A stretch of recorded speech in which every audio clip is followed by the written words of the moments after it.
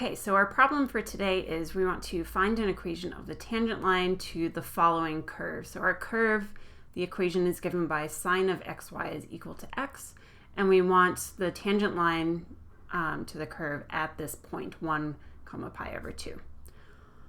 All right, and so the technique that we're going to have to use here is going to be implicit differentiation, because we are in a situation where we cannot solve this equation easily for our dependent variable y. And so anytime we have an equation like that, we're going to use implicit differentiation. And implicit differentiation is really just an application of the chain rule. And so what we'll do is we'll take the derivative of both sides of this equation with respect to x. All right, before we do that, I just want to remind us of what are the steps overall for this problem. So the first one is we want to compute the derivative using the technique I just mentioned.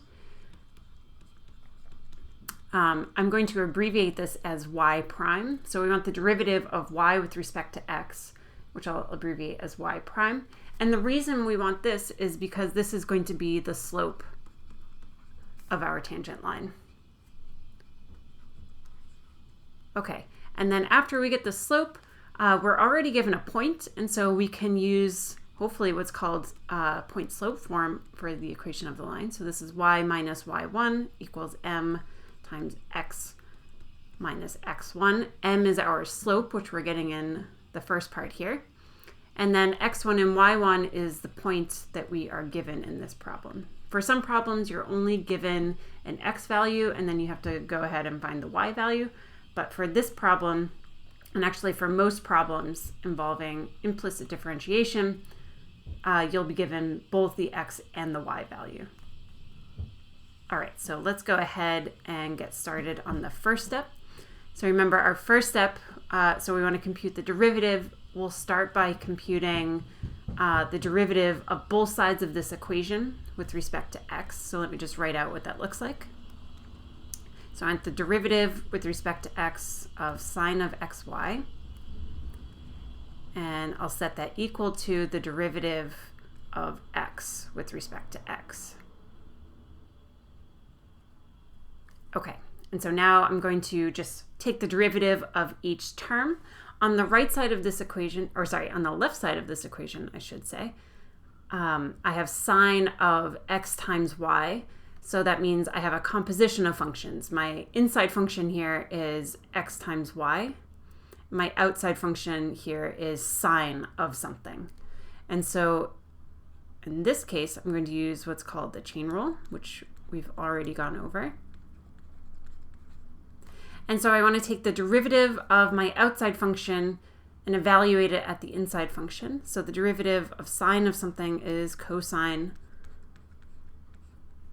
of that something.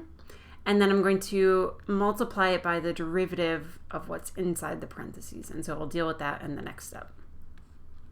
Okay, and again, this is an application of the chain rule. So I have the derivative of sine of xy is cosine of xy, and then times the derivative of what's in the parentheses. That's my inside function.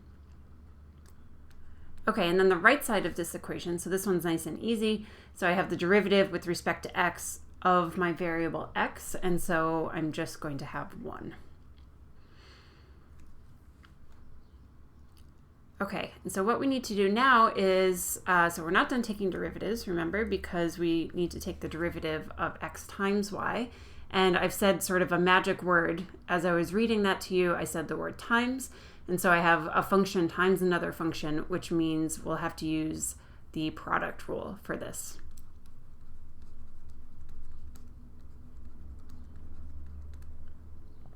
Okay, so let's keep track of what are our two functions here. So our first function is just going to be x. Our second function will be y.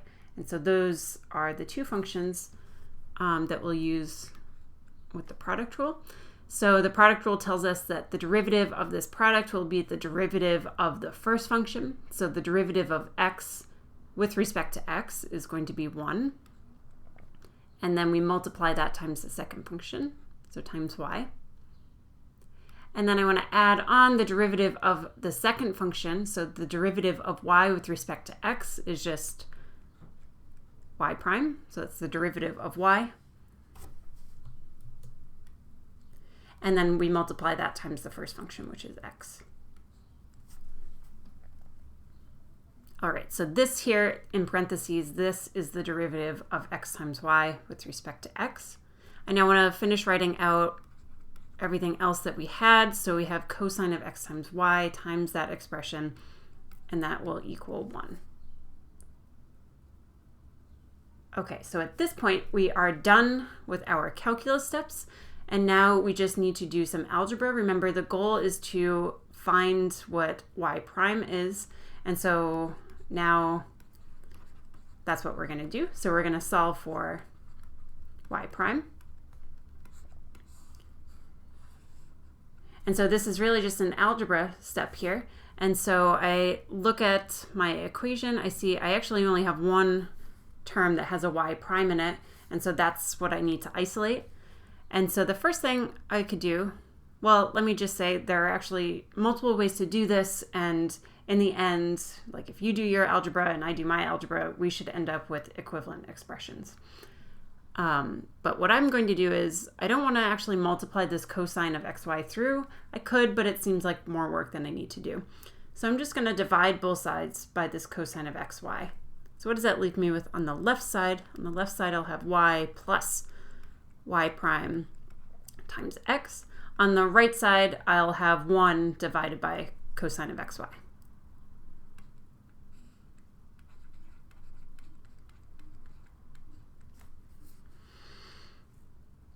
Okay, so we are almost done. Now let's subtract this y from both sides, and then after that, we'll divide both sides by x. So I'll do this step by step. So I'll have y prime times x is equal to 1 over cosine of xy minus y. All right, and then my last step is going to be to divide both sides by x. That's equivalent to just taking this whole expression and multiplying it by 1 over x. And so that's how I'll actually write my answer. So y prime is equal to 1 over x times this expression that was on the right. So I have cosine of xy in the denominator here, and 1 minus y. Okay, and so this is our final answer for the first part, which is just to compute the derivative. All right, so I'm going to scroll back up just to remind myself of what do I need to do here. So I computed the derivative. Now let me go back to the original problem, just see what I had to do. Because sometimes when you're doing a problem with a lot of steps, it's easy to forget what your goal is. And so let's remind ourselves, what is our goal? So let's go back up here. Overall, what we want to do is we want to find an equation of a tangent line to this curve at this point. And so far, all we've done is this first part. So we've computed the slope. Great, so done with that part. The second part is we now need to, well, I guess technically we haven't finished this part, right? Because we just have a formula for y prime. We don't actually have the value of the slope, so we don't know what the exact slope is at this point. So I guess that's our next step. So let's scroll back down. And so I'm gonna fit this in over here, hopefully.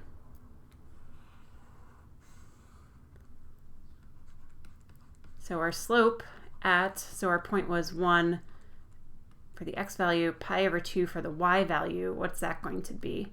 Well, actually, we have a bit of an issue here. So let's just remind ourselves. So let's deal with what's in this denominator here.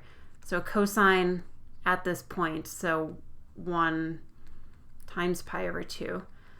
This is a good place for me to remind us that usually what happens when we have to use implicit differentiation to get the derivative, we usually have to plug both the x and the y value in to our derivative in order to get the slope. So that's another thing that makes these types of problems different. All right, so here I've plugged in both my x value and my y value to just the cosine part. So I'm dealing with this denominator to start. And then let's remind ourselves, so what is cosine of pi over 2? So if we think about the graph of cosine, or maybe if we use our calculators, being careful, making sure they're in radians, then we know that this value is going to be 0. All right, so we have cosine of pi over 2 is 0. That is in the denominator of this part of our formula for the derivative. And so what that means is that actually this derivative is not defined here. So y prime is undefined. Okay, what does it mean for the derivative to be undefined at a point? And so it can actually mean a lot of different things depending on the problem. In this case, what it actually means is that our tangent line is going to be a vertical line.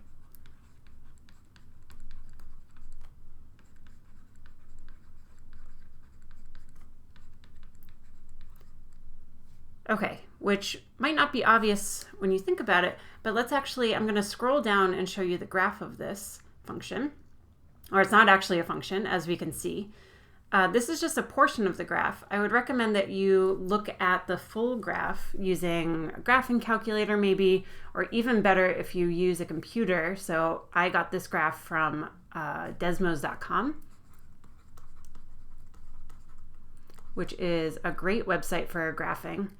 And so let's figure out, so where is our point? So we're looking for the point 1 pi over 2.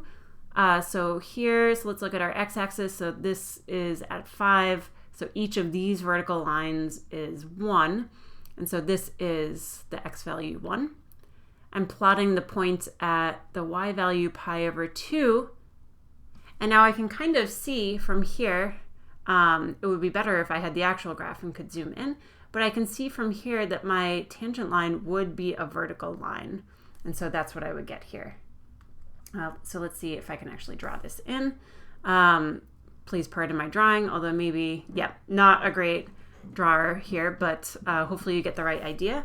It might even be better if you just hold up a ruler or something like the edge of a paper to this graph.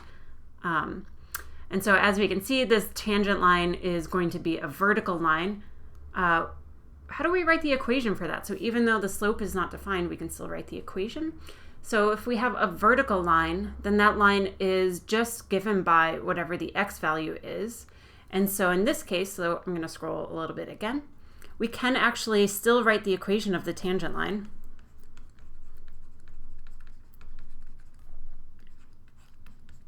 Even though our slope is undefined, that line is defined. And so the equation of the tangent line is going to be just the x value. So it's going to be given by x equals 1.